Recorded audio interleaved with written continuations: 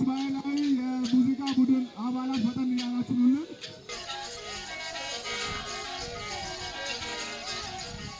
የአንድ አገር ሕዝብ መገለጫ ከሆኑ ሴቶች መካከል በዋነኛነት የሚጠቀሱት ለዘመናት ገቢራዊ የሆኑ የመጡ ባህላቸው መሆኑ ይታመናል። በመሆኑም በደቡብ ክልል የደቡብ ኦሞ ብሔር ብሔረሰቦችና ሕዝቦች ለዘመናት በልዩነት ውስጥ አንድነት በህብርነት ተውበው የቆዩ ባህላዊ የክብረ በዓላት፣ የመገልገያ ቁሳቁሶች፣ አመጋገባቸው፣ አለባበሳቸውና ሌሎችም የየራሳቸው የሆኑ መገለጫዎች ውብና ታይተው የማይሰለቹ ባህላዊ ሴቶች ባለቤቶች ናቸው። ከየትኛውም የሀገራችን አካባቢዎች ደቡብ ክልልን አቋርጦ ወደ ደቡብ ኦሞ ዞን ለሚያመራ ጎብኚ ጂንካና አካባቢዋ ድረስ የሚያጋጥሙት የተፈጥሮ የባህልና የታሪክ መስህቦች በየጉዞ አጋጣሚ የአይረሴነት ትዝታን በልቦናው ሰንቆ የሚመለስ ነው የሚሆነው።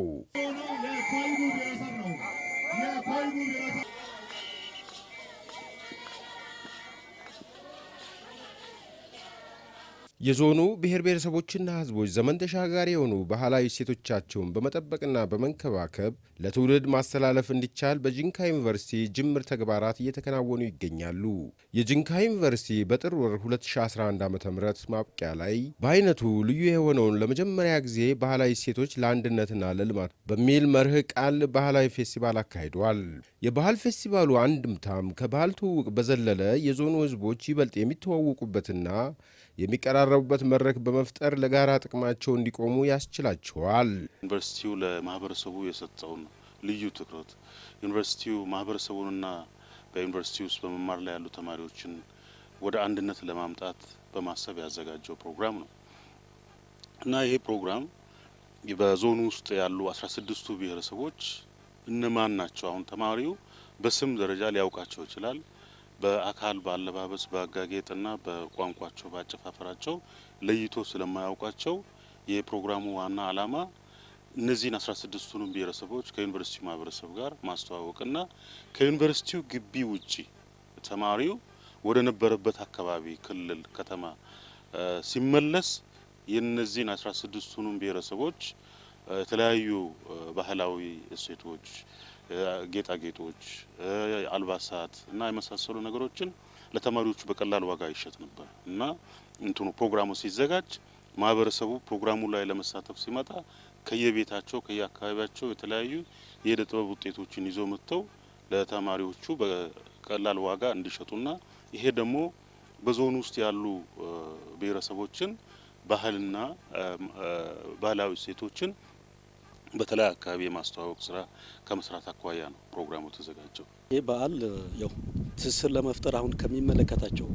ክፍሎች ጋር አብረን ነው የሰራ ነው ከዝግጅቱም ጀምሮ።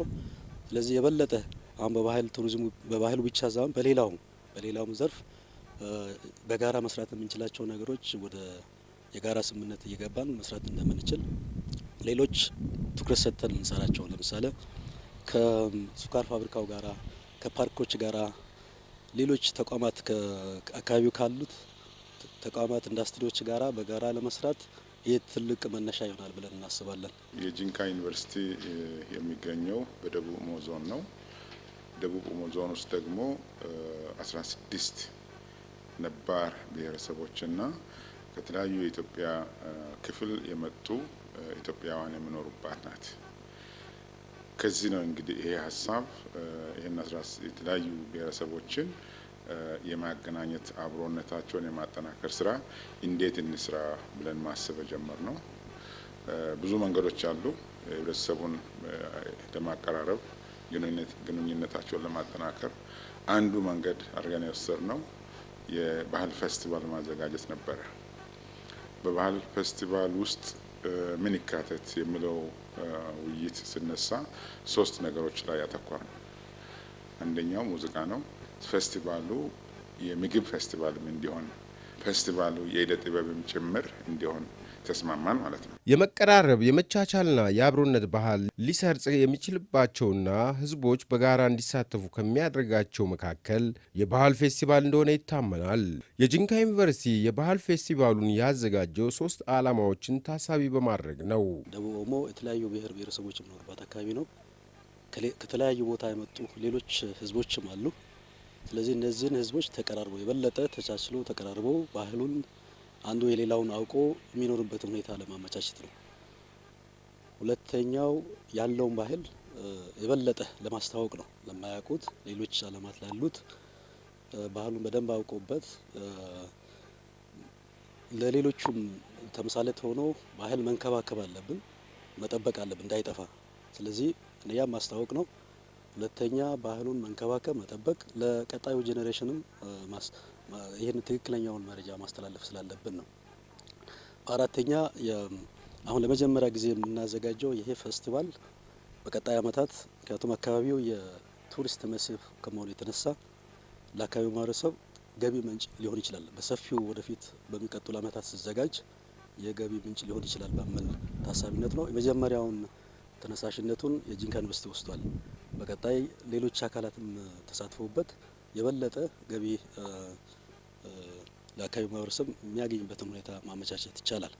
ነባሩን አንድነታቸውን አጠናክረን ለመሄድ ስለተፈለገ ነው። ስለዚህ ዓላማው አንደኛው ትልቁ ዓላማ ህዝቡን ማቀራረብ፣ አብሮነታቸውን ማጠናከር ነው። ሁለተኛው ዓላማ ባህላዊ እሴቶቻቸውን ማለትም ሙዚቃውን፣ የምግቡን እሴት እና እደ ጥበቡን ማስተዋወቅ ብሎም ወደፊት ለገበያ እንዲቀርብ ምቹ ሁኔታ መፍጠር ነው።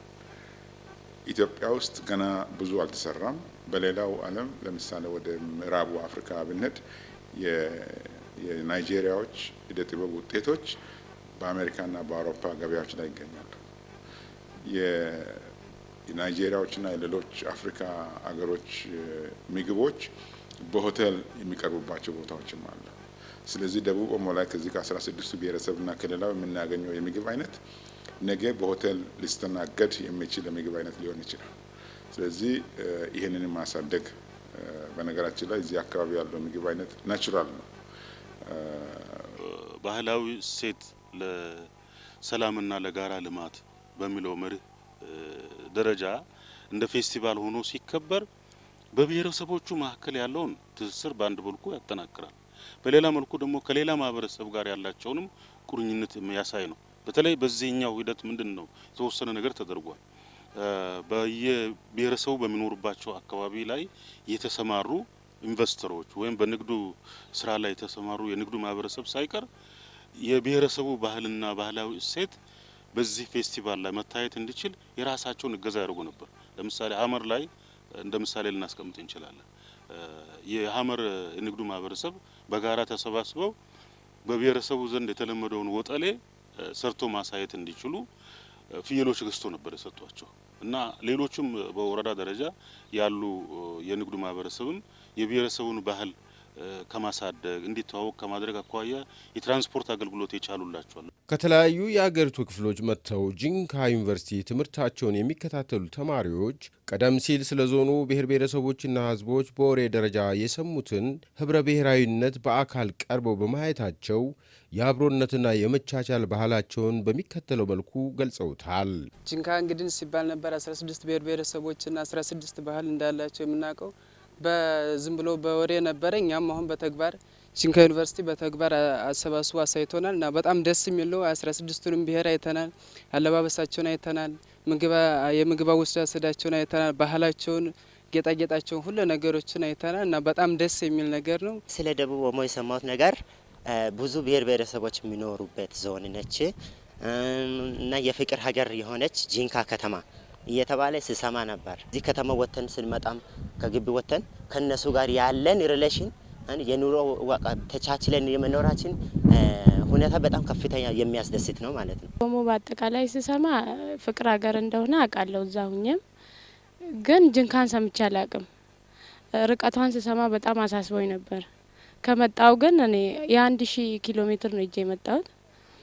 ግን መጥቼ ካየሁት ፍቅር ያንሳል መንገድ 2000 ኪሎ ሜትር ቢሆን ራሱ አስከፋምና በጣም ፍቅር ሀገር ናት። አለባበሳቸው ምናቸው መልበስ እያወቁ ካልቸራቸውን ለማሳየት ብለው የአመጋገብ አይነትም ሁሉም ነገር አሳይቶናል። ፍቅርም በቃ አላቸው። በጣም ጥሩ ነገር ነው ያየነው። ህብረተሰቡ ለዘመናት ጠብቆ ይዞት ያቆየውን ባህላዊ እሴቶች የአሁኑ ትውልድም ይበልጥ አጠናክሮ ማስቀጠል እንዳለበት ፌስቲቫሉ እገዛው የጎላ ነው። ይህን ፕሮግራም በቋሚነት ለመያዝ ነው ያሰብነው። ዘንድሮ ብቻ ተደርጎ የሚቆም ሳይሆን በየአመቱ የሚከወን ጂንካ ዩኒቨርሲቲ ላይ በሚቀጥለው ዓመት ለምሳሌ ከርሞ ላይ ስናከብረው ተጨማሪ ሰዎች እንዲመጡ እንፈልጋለን። ከሀገር ውስጥም ከሀገር ውጭም በጊዜ ሂደት እንደ ሌሎች ትላልቅ ክብረ በዓላት የውጭ ዜጎች ቱሪስቶች መጥተው የሚጎበኙት እንዲሆን እንፈልጋለን። ዛሬ ጠዋት አንድ ፕሮፌሰር ከአሜሪካን ሀገር የመጣ ደውሎልኝ ነበረና እኔ ባውቀው ኖሮ ተማሪዎችንም ጓደኞችንም ይዤ መጣ ነበረ ብሎኛልና ወደፊት በሰፊው ታውቆ ብዙዎች መጥተው የሚጎበኙት የሚያከብሩት የሚያደንቁት ሲሆን ህዝቡም የበለጠ እዛን ጊዜ ይበረታታና በባህሉ ኮርቶ በባህሉ ውጤት ተጠቃሚ ይሆናል ብለን ነው ያሰብነው። ለባህላዊ ሴቶችና ቅርሶች አግባብነት ያለው ትኩረት የሚሰጣቸው የብሔር ብሔረሰቦች ወግና ልማድ መልካም አሻራዎች በዘላቂነት ማሳያ ሆነው እንዲያገለግሉ ነው ለህብረተሰባዊ ሳይንስ ምርምር እንዲሁም ለዘመናዊ ስነ ጥበብ ማበብ ሁለንተና ይገዛ ያደርጋል። ዩኒቨርሲቲውን ስመጥር ሊያደርጉ የሚያስችሉ የትምህርትና ምርምር መስኮች በተለይም በአርብቶ አደር ተኮር ጥናትና ምርምር፣ በእንስሳት ሀብት፣ በቱሪዝም፣ በአገር በቀል እውቀቶችና በባህላዊ እሴቶች ጥናትና ምርምር ላይ ቢያተኩር የልቀት ማዕከል እንዲሆን ያስችሉታል። ይሄ በማሳየት ብቻ አይደለም። ነገ በእነዚህ ባህላዊ እሴቶች ላይ ተማሪዎቻችን ጥናትና ምርምር መስራት እንዲችሉ ማሳያ ነው። የትኛው ነገር ላይ ብንሰራ ነው። አንዳንዴ አሁን በዩኒቨርሲቲዎች ውስጥ ተማሪው የጥናት የመመረቂያ ማሟያ ሲሰራ ርዕሱን ነው የሚመርጠው እንጂ ርዕሱ ከእውነታው ጋር ወይም ታች መሬት ላይ ካለው ነገር ጋር ያለውን ቀረቤታ በደንብ አይገነዘቡትም። ሳይገነዘቡት ይመርጡትና በመስራቱ ወቅት ይቸገራሉ። ስለዚህ አሁን የዚህ 16ቱ ብሔረሰብ ቱባ ባህል ብዙ የሚሰሩባቸው ነገሮች አሉ። በአለባበሶቻቸው፣ በአጨፋፈሮቻቸው፣ በባህላዊ እሴቶቻቸው ማለት በተለይ እነዚህ የወግ እቃዎች ባህላዊ ስርዓት የሚፈጸምባቸው እነዚህን እያንዳንዱን ለይቶ አይቶ በእነዚህ ልክ የጥናትና ምርምር ስራዎችን መስራት የሚቻልበት እንደገና ደግሞ በብሔረሰቡ ባለው ባህላዊ እሴት ጠቃሚና ጎጂ ባህላዊ እሴቶችን ለይቶ በነዛ ላይ መስራት የሚቻልበት ሁኔታን የሚያሳይም ስለሆነ ጠቀሜታው ዘርፈ ሰፊ ነው ወይም ዘርፈ ብዙ ነው ማለት ይቻላል። የባህል ፌስቲቫሉ የህዝቦችን ባህላዊ እሴቶችና ታሪካዊ ቅርሶቻቸውን ለቱሪስት መዳረሻነት እንዲውሉ ምቹ ሁኔታን ይፈጥራል። በአዘገጃጀት ደረጃ ሁለት መልክ ነበረው። አንደኛው ቱባ ባህሉን በጭፈራና በዳንስ ማሳየት፣ ሁለተኛው ደግሞ የብሔረሰቡ የሚጠቀማቸውን ባህላዊ የምግብ አይነቶች እዚሁ በዩኒቨርሲቲው ግቢ ውስጥ በእለቱ በማዘጋጀት የዩኒቨርሲቲው ማህበረሰብም ሆነ ከውጭ ተጋብዞ የመጡ እንግዶች እንዲያዩትና እንዲቀምሱት ነው። እንግዲህ ይሄ ደግሞ የብሔረሰቡ ባህላዊ አመጋገብ ምግብ አዘገጃጀቱ ራሱ ሂደቱ እንዳለ ነበር የሚታየው። ይሄ አሁን በፌስቲቫል ደረጃ ማህበረሰቡ እዚህ ጋር እንዲያሳይ ማድረጉ ብቻ ሳይሆን የተለያዩ ሚዲያዎችም ነበሩ። በእነዚህ ሚዲያዎች አማካኝነት የብሔረሰቡ ባህል መተዋወቁ ትልቅ አስተዋጽኦ ነው ያለው። የህብረተሰቡ ነባር ባህል ማስተዋወቁ የጥንቱን ዛሬ ላይ ሆኖ የሚታይበት የማንነት መገለጫ የሆኑትን እሴቶች ለመጠበቅና ለመንከባከብ የጋራ ግንዛቤ ይፈጥራል። የደቡብ ኦሞ ዞን ብሔር ብሔረሰቦችና ህዝቦች ነባር የሰላምና የአብሮነት ባህላዊ እሴቶች በአግባቡ እንዲጠበቁ የተጀመረው ብርቱ ጥረት ተጠናክሮ መቀጠል አለበት። የዞኑ ብሔር ብሔረሰቦችና ህዝቦች የደለበ ባህላቸውና ታሪካቸው ትውፊታቸው ስናይ የራሳችን ባህላዊ ምን ያህል እጹብ ድንቅ መሆኑን በተግባር እዚህ በአንድነት በፍቅር በአንድ መድረክ ማየታችን ረክተናልና ዩኒቨርሲቲው እንዲህ አይነት የባህል ፌስቲቫል አጠናክሮ ቢቀጥል የህዝቦች መቻቻል መከባበርና ትስስር ስር እንዲሰድና እንዲጠነክር ያደርገዋል። ምክንያቱም የደቡብ ኦሞ ዞን ብሔር ብሔረሰቦች በጋራ ተገናኝተው ባህላቸው በነጻነት ሲገልጹና ሲተዋወቁ የየራሱ ባህል ለማወዳደርና ለማበላለጥ ሳይሆን የአንዱን ባህልና ማንነት በሚገባ አውቆ የራሱን ያህል እንዲያከብረውና እንዲኮራበት እድል የሚሰጥ ትልቅ መድረክ ስለሆነ ነው። የሚመለከታቸው ሁሉ ለሕዝቡ ባህላዊ እሴቶች ጥበቃና እንክብካቤ ልዩ ትኩረት ሰጥተው መንቀሳቀስ ይጠበቅባቸዋል። የባህላዊ እሴቶች መጎልበት አገሪቱ ለተያያዘችው ዲሞክራሲያዊ ስርዓት ግንባታዎች ፋይዳው የጎላ ነው። ብዙ ሰው የራሱን እሴት አያከብርም። አንዳንድ አባባል አለ በአማርኛ በእጅ ያዙት ወርቅ እንደ መዳብ ይቆጠራል ነው መሰለኝ፣ ትክክለኛ አገላለጹን ረስቼ ሊሆን ይችላል የሚባል ነገር አለ። ኢትዮጵያ ውስጥ በጣም ጠቃሚ የሆኑ ባህላዊ እሴቶች አሉ።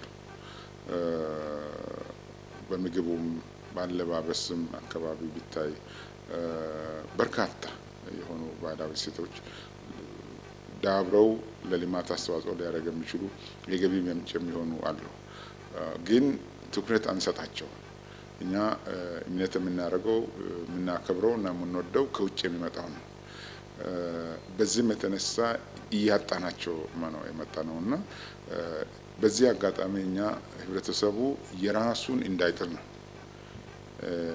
የብብቷን የቆጡን አውርድ ብላ የብብቷን ጣለች አይነት እንዳይሆን አለን። እኛም ለሌላው አይደለም ከኛ ተርፈን ለሌላው ለኛ ብቻ ለሌላው የሚንሰጠው ነገር ስላለ ሰብሰብ አድርገን ይዘን እስቲ እንፈትሻቸው፣ እንጠቀማቸው፣ እናሳድጋቸው ለማለት ስለሆነ በዩኒቨርሲቲ ደረጃ እንደዚህ ትኩረት ሲሰጥ ለባህላዊ እሴቶች ሌላውም የህብረተሰብ ክፍል ትኩረት ይሰጠው ይሆናል ብለን ነው የምናስበው። አንድ ብሔረሰብ ማንነቱ ሊታወቅ የሚችለው የራሱ የሆነ የባህል አልባሳት፣ የራሱ የሆነ የአጋገጥ ስርዓትና ወግ ሲኖረው ነው። እነዚህን ነገሮች የሚያጣ ከሆነ አደገኛ ሁኔታ ሊከሰት ስለሚችል አሁን ላይ እያንዳንዱ ወረዳ እያንዳንዱ ቀበሌ በአካባቢው የባህል መማክርት ኮሚቴ ወይም ኮሚቴ በማቋቋም የባህልና ቱሪዝም ዘርፉም ቢሆን እያንዳንዱ በደረጃው ከዞን እስከ ወረዳ እስከ ቀበሌ ድረስ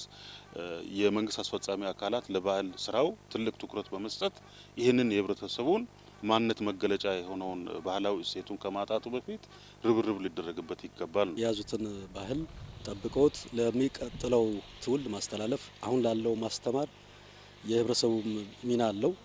ስለዚህ ህዝቡ ባህሉን ከዘመናዊው ጋር ሳይቀላቀል ሳይበረዝ ይህንን ቱባ ባህሉን ለአካባቢው ማህበረሰብ ለዓለም ህዝብ ማስተዋወቅ ለቀጣይ ትውልድም ይሄንን በአግባቡ ማስተላለፍ አለበት፣ መንከባከብ መጠበቅ አለበት።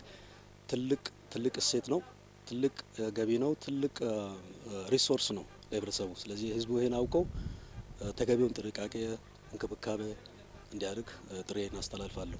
በጂንካ ዩኒቨርሲቲ የተዘጋጀው የባህል ፌስቲቫል ህብረ ብሔራዊነት ጎልቶ የታየበት በመሆኑ ቀጣይነት ባለው መልክና በተደራጀ ሁኔታ እንደሚዘጋጅ ተገልጿል። እኛ በጣም ደስ ብሎናል በውጤቱ። የጠራናቸው ሰዎች መጥተዋል። ከፌደራል አይታችኋቸዋል፣ ከክልል መጥተዋል፣ ከተወካዮች ምክር ቤት መጥተዋል። ከሁሉም በላይ ደግሞ ከ16ቱም ብሔረሰብ እንዲሳተፉ ነበር ያደረግነው። የኤርቦሬ ብሔረሰብ ብቻ ሲቀር ከአቅም በላይ በሆነ ምክንያት በሚቀጥለው ዓመት ፕሮግራም ይሳተፋሉ ብለን እንጠብቃለን። ከኤርቦሬ በስተቀር 15ቱም ብሔረሰቦች መጥተዋል። 15ቱም ብሔረሰቦች መጥተው የምግብ ስርዓት ምግባቸውን አሳይተውናል።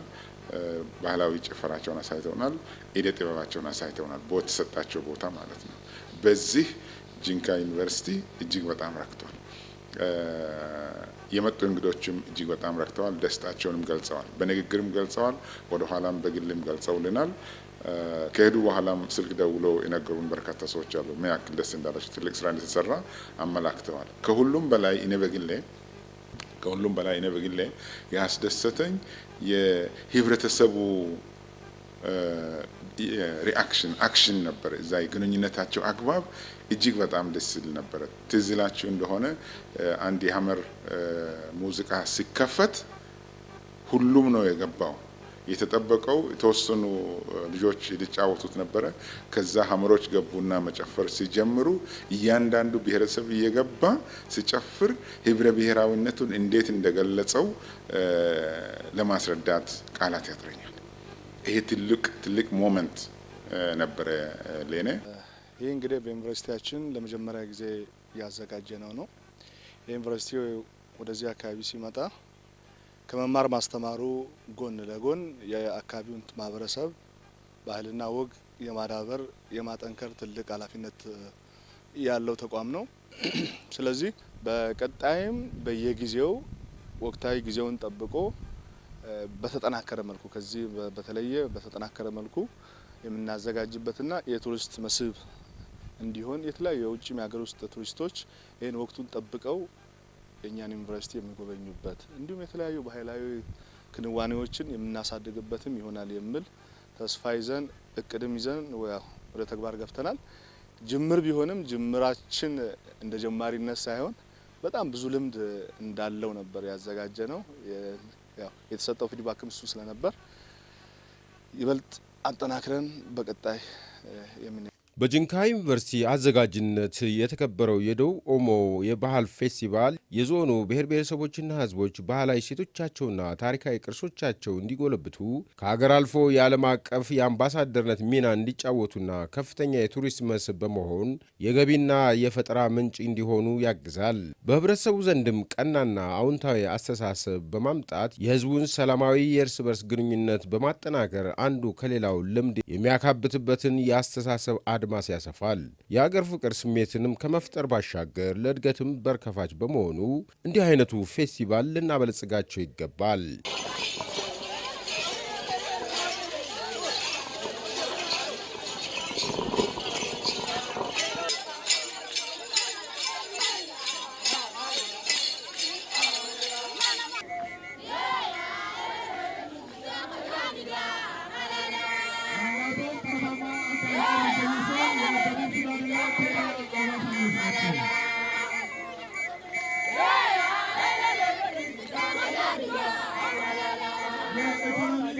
Yeah.